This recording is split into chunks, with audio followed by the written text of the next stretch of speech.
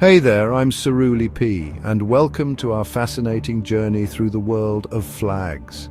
Now, you might think flags are these unique, fiercely individual symbols of national identity, and in many ways they are. They carry the weight of history, the aspirations of a people, the very essence of a nation condensed into fabric and color. But here's the thing about symbols, especially when you have nearly 200 countries all trying to express themselves. Sometimes you get overlap, sometimes you get echoes, sometimes you get flags that look, well, a lot like other flags. Today we're comparing flags that look surprisingly similar in color, shape or design. We're diving deep into the world of vexillology. That's the fancy word for the study of flags, to explore these curious coincidences and historical happenstances. Is it shared history? Is it a limited palette of symbolic colors, or is it just, one of those things? We'll explore the stories behind these visual doppelgangers, uncovering why nations, often separated by vast distances and distinct cultures, might end up flying banners that could, at a quick glance, be mistaken for one another. This isn't just about pointing out similarities, it's about understanding the subtle and sometimes not so subtle differences that still make each flag unique. It's about appreciating how a slight change in hue, a different arrangement of stars, or the addition of a tiny emblem can carry immense significance. So, prepare to have your perception of national symbols gently and informatively challenged. Let's get started on this visual expedition into the world of surprisingly similar flags. You might be amazed at what we uncover, and perhaps you'll never look at a fluttering flag quite the same way again. All right, let's kick things off with a classic case of wait. Which one is that again? Romania and Chad. Both flags feature a simple yet bold vertical tricolor of blue, yellow and red. If you see these two side by side without any context, you'd be forgiven for thinking they're identical twins. The sequence of colors is exactly the same. Blue at the hoist, that's the part closest to the flagpole. Yellow in the middle and red on the fly end. It's a striking combination, popular in heraldry and flag design for its vibrancy and symbolic potential. For Romania, these colors date back to the 19th century, representing liberty, blue, justice, yellow, and fraternity, red, though interpretations have evolved. The truly fascinating, or perhaps frustrating if you're a diplomat at an international gathering part, is that for decades these flags were virtually indistinguishable. The only official difference, and it's a subtle one, lies in the blue. Chad officially adopted its flag in 1959, opting for a slightly darker indigo blue compared to Romania's cobalt blue. However, in practice, especially with variations in manufacturing and fabric fading, this distinction can be incredibly difficult to discern. This similarity has even led to some diplomatic head-scratching, with Chad at one point reportedly asking the UN to look into the matter. It's a perfect example of how two nations, geographically distant and with different historical paths, can arrive at almost the exact same national symbol. Next up, we have another pair that could easily cause a double-take, Indonesia and Monaco. Both nations fly a simple yet historically rich, horizontal bicolor of red over white. It's a clean, impactful design and one that has deep roots for both countries. For Indonesia, the Merah Putih, red-white flag, harks back to the Majapahit Empire of the 13th century, symbolizing human courage, red like blood and purity, white like spirit. It was officially readopted upon independence in 1945, becoming a powerful emblem of their sovereignty. The simplicity is part of its strength, easy to remember, easy to reproduce, and deeply resonant. Monaco's flag, on the other hand, also boasts a venerable history, with its red and white colours being the heraldic colours of the House of Grimaldi since at least 1339. So, we have two ancient colour combinations finding modern expression. The primary visual difference here isn't the colour, which is essentially identical, but the Indonesian flag has a ratio of 2:3, making it slightly more rectangular, while Monaco's flag has a ratio of 4:5, or sometimes 2:3 in practice, making it appear a tad squarer, or when 2:3 identical in shape too. This subtle distinction is often the only way to tell them apart if you don't have context. It's another reminder that even the simplest designs can be independently arrived at, carrying profound meaning for different peoples. Now let's turn our attention to a pair that shares a colour palette, but flips the script, or rather, the stripes. Ireland and the Ivory Coast, Côte d'Ivoire. Both flags are vertical tricolours featuring green, white and orange.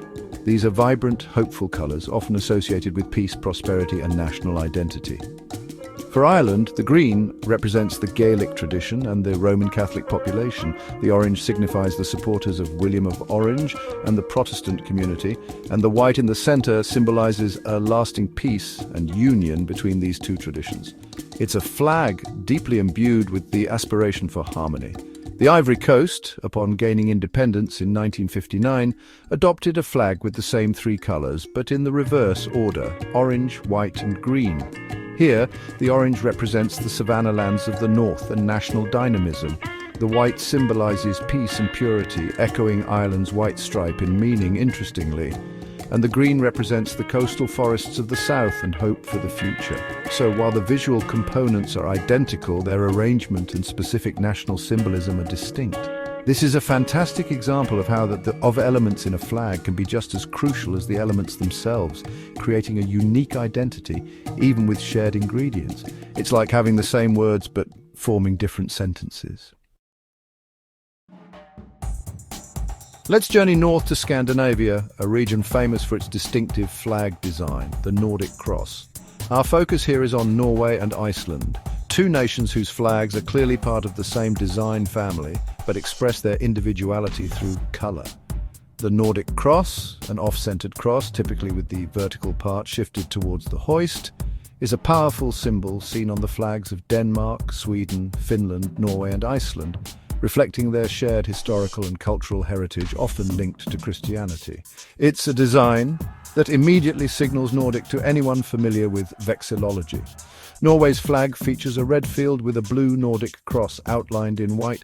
These colours are often said to represent liberty, drawing from the French and American flags, with the red and white linking to Denmark, which ruled Norway for centuries, and the blue linking to Sweden, with which Norway was in a union. Iceland's flag, adopted in 1915, but officially in 1944 upon full independence, uses a blue field with a red Nordic cross outlined in white, essentially a colour swap of Norway's elements. If you consider the field and the cross, the Icelandic colours are said to represent the country's natural features: blue for the surrounding Atlantic Ocean, white for the snow and ice, and red for its volcanic fires. So, same fundamental design, different national stories told through colour. Heading to the southern hemisphere, we encounter two flags that are frequently confused, even by people who live there: Australia and New Zealand. Both feature a dark blue field, the Union Jack in the canton, which is the upper left corner, a nod to their shared British colonial history, and a representation of the Southern Cross constellation. This shared heritage and prominent constellation make their flags undeniably similar at first, second, and sometimes even third glance. The blue ensign background is a common feature for many former British territories, signifying that shared past. The key differences, however, are in the stars. Australia's flag features a large seven-pointed Commonwealth star beneath the Union Jack, and the Southern Cross is depicted with 5 white stars, 4 seven-pointed and 1 smaller 5-pointed star. New Zealand's flag, on the other hand, does not have the large Commonwealth star. Its Southern Cross is depicted with 4 red stars, each outlined in white, and each star has 5 points. These differences, while seemingly minor, are significant. The debate over changing New Zealand's flag in 2015 to 2016 often highlighted the desire for a more distinct national symbol, partly because of this very similarity to Australia's banner. It's a case of two siblings with very similar outfits but different accessories. Let's pop back to Europe for another subtle but significant similarity, this time between Luxembourg and the Netherlands. Both flags are horizontal tricolours of red, white and blue. This is a very popular colour combination in Europe and around the world, often associated with liberty and revolution, but in this case, it's also deeply tied to their respective national histories and ruling houses. The Dutch flag is one of the oldest tricolours still in use, dating back to the 16th century as the Prinsenvlag, Prince's flag, originally orange, white and blue, later evolving to red, white and blue. Luxembourg's flag also uses red, white and blue, but the key differences lie in the shade of blue and the flag's proportions. Luxembourg officially uses a lighter sky blue, Pantone 299C to be precise, whereas the Dutch flag uses a darker cobalt blue, Pantone 286C. Additionally, Luxembourg's flag is typically longer, with proportions of either 3:5 or 1:2, while the Dutch flag has a standard proportion of 2:3. These might seem like nitpicky details, but in the world of official symbols, such distinctions matter greatly. The similarity is no accident. Luxembourg's colours are derived from the coat of arms of the House of Luxembourg, which features a red lion on a field of blue and white stripes. It's a subtle distinction that vexillologists love.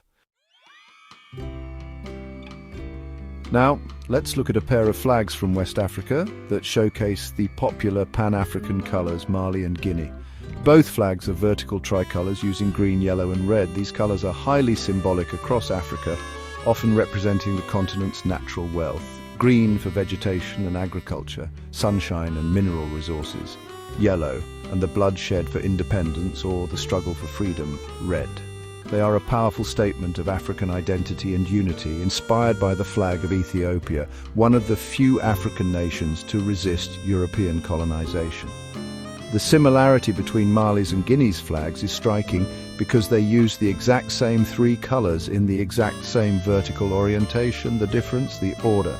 Mali's flag, adopted in 1961, is green, yellow, red from hoist to fly. Guinea's flag, adopted in 1958, is red, yellow, green from hoist to fly. It's a mirror image, or rather a reverse sequence. This is another fascinating instance, like Ireland and Ivory Coast, where the of identical components creates distinct national identities. It highlights how even within a shared symbolic framework like the Pan-African colours, nations find ways to assert their unique place and story. It's a subtle shift with significant meaning. This next pairing brings one of our previous contenders back into the mix and introduces a new one, Poland and Indonesia. Both flags are simple horizontal bicolours, one stripe white and one stripe red. For Poland, the white eagle on a red shield has been a national symbol for centuries, and the flag's white over red colours are derived directly from this coat of arms. Officially adopted in its current form in 1919, these colours symbolise purity and hope for the white, and courage and valour for the red. It's a design with deep historical resonance for the Polish people. Now remember Indonesia's flag, red over white. So Poland's flag is essentially an upside-down version of Indonesia's flag. And if you recall, Indonesia's flag is nearly identical to Monaco's, differing mainly in proportions. This creates a fascinating little triad of similarity. The key difference between Poland and Indonesia or Monaco is the order of the colours. Poland is white on top, red on the bottom. Indonesia and Monaco are red on top, white on the bottom. Again, proportions also play a role. Poland's flag has a ratio of 5:8, which is distinct from Indonesia's 2:3 and Monaco's 4:5. It's a reminder that even with just two colours, the possibilities for variation and for striking similarity are quite numerous. Let's explore another European pair, this time from Central Europe, Slovenia and Slovakia. Both nations, born from the dissolution of larger states, Yugoslavia and Czechoslovakia respectively, fly flags that feature the pan-Slavic colours of white, blue and red arranged in horizontal stripes. These colours, inspired by the Russian flag, became a symbol of Slavic unity and independence in the 19th century. So at a base level, their flags share a common heritage and colour scheme, white on top, blue in the middle and red at the bottom. The distinguishing feature for both Slovenia and Slovakia is the addition of their national coat of arms, offset towards the hoist side, superimposed on the tricolour. Slovakia's coat of arms features a double-barred cross on three hills, a symbol with Byzantine origins.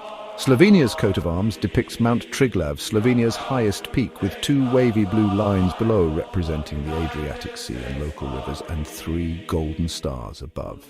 Without these coats of arms, their flags would be nearly identical to each other and also very similar to the Russian flag, which is just the plain white, blue, red tricolour.